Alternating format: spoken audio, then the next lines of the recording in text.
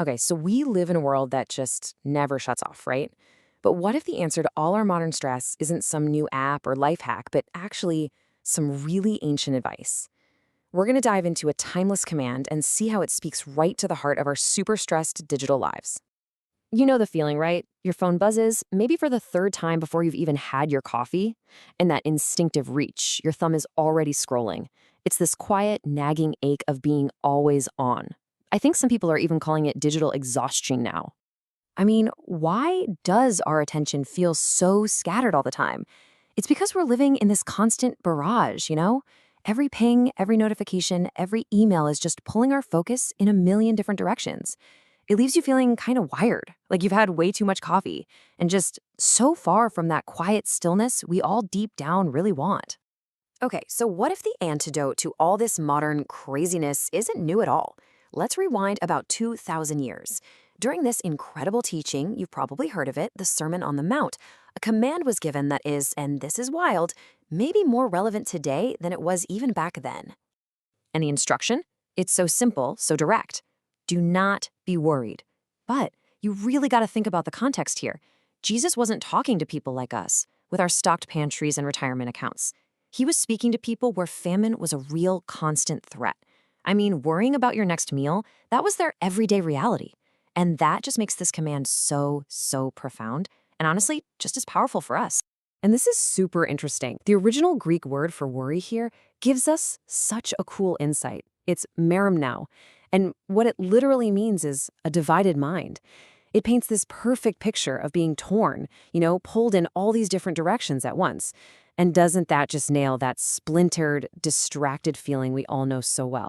Now, the Bible is really clear on this. It makes this super important distinction between what you could call godly concern and sinful worry. They're not the same thing. So concern, that's like a stress that actually moves you to do something, to depend on God. Think of the Apostle Paul caring for all those churches. But then there's worry. And that's when you just dwell on the stress until you're completely crippled by it. You're paralyzed by fear about money instead of actually, working and praying. One moves you forward, the other just stops you in your tracks. Okay, so if we're told not to worry, what's the reason? What's the foundation for that peace? Because Jesus doesn't just say, hey, stop it. He actually gives us really compelling reasons why we can stop. And it all comes back to who God is, his character. I mean, Jesus points to nature, right? He says, look at the birds, look at the flowers. The same God who takes care of them, who sustains all of creation, he knows exactly what you need.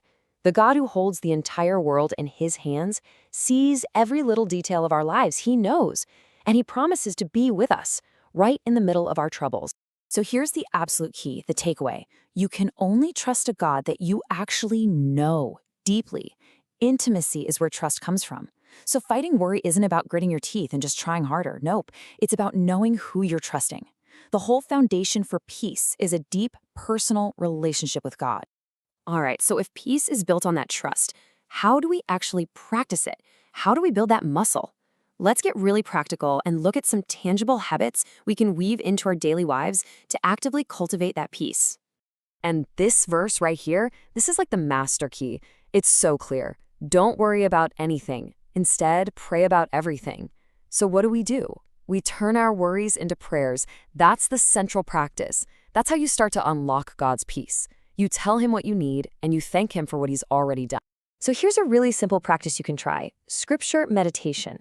This isn't about emptying your mind, it's the opposite. It's about filling it with truth. So take a verse like this one from Psalm 46. Be still and know that I am God. Just read it out loud, slowly. Pause on each part. Be still and know that I am God. And as you repeat it, let your body respond. Unclench your jaw. Drop your shoulders. Just rest. Rest in the silence and let his steadiness fill that space. And look, there are so many other ways to do this, to build these disciplines for inner peace. You could try something called a breath prayer. Super simple. When you're breathing in, you say a short verse, and when you breathe out, you say the rest. Or what about gratitude? Just writing down 3 things you're thankful for. Sharing what's on your mind with a trusted friend. Or this one's a big one, a digital Sabbath. Just unplugging for a whole 24 hours to let your brain reset. Even just putting on some worship music can shift your focus from turmoil to truth. It's all about finding what works for you. You can even, get intentional and build a little plan for your week. And it doesn't have to be some huge thing, a 10-minute workout, a quick prayer, a walk in the evening.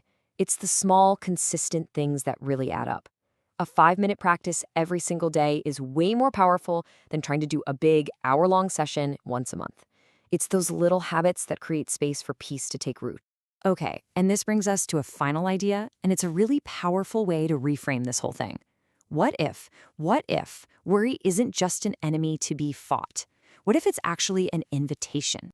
I mean, think about it. If we never had anything in our lives to worry about, if everything was always perfect, would we ever have a reason to run to God for refuge?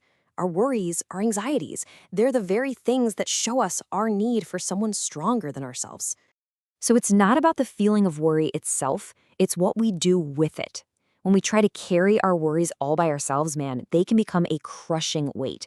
But when we choose to cast them, to hand them over to the Lord, that act itself becomes an amazing act of trust. So the next time you feel that knot of worry starting to form, what if you saw it differently? What if your next worry is actually an invitation? An invitation to depend on God, to be pulled closer into His presence, and to experience a kind of peace that honestly doesn't even make sense. A peace that's absolutely possible, even in our crazy, always-on world.